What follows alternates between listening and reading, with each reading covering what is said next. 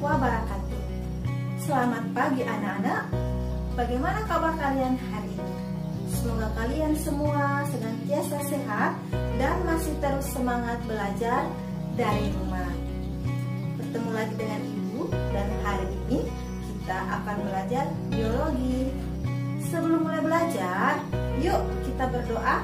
Tak lupa pula kita doakan agar pandemi yang melanda negeri kita segera berakhir. Doa dimulai. Selesai. Pada pertemuan sebelumnya, kita telah membahas tentang sistem reproduksi manusia, khususnya pada laki-laki. Kalian masih ingat tidak organ yang menyusun sistem reproduksi laki-laki? Bagus sekali. Nah, hari ini materi kita masih seputar sistem reproduksi, namun bahasannya adalah sistem reproduksi pada perempuan.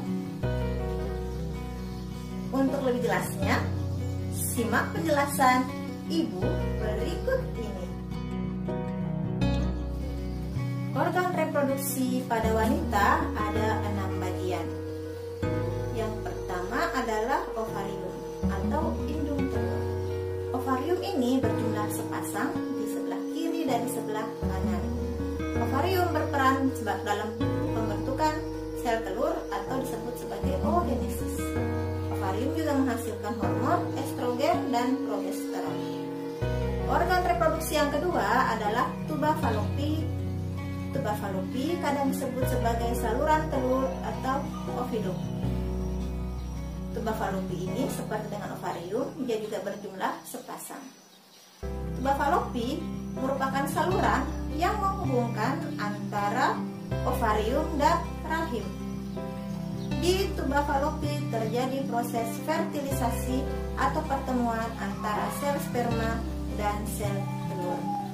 Pada ujung tuba fallopi ada bagian yang berbentuk corong yang disebut sebagai infundibulum atau fibria.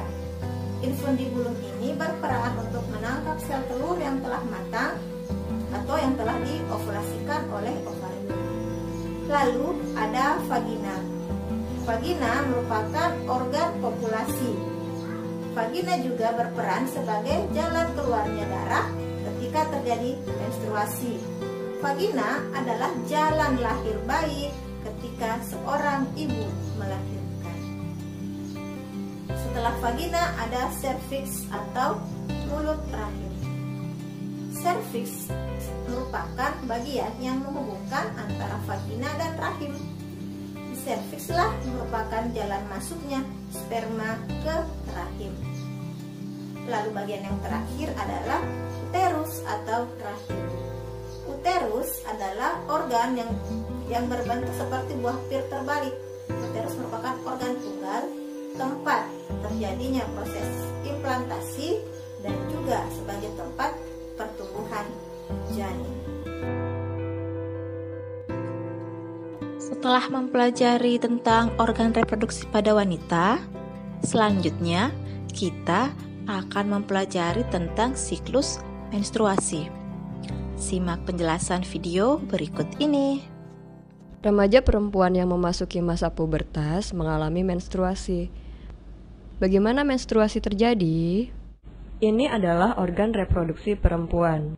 Sel telur atau ovum dihasilkan oleh ovarium. Setelah matang, sel telur akan dikeluarkan dari ovarium. Dikenal juga dengan peristiwa ovulasi.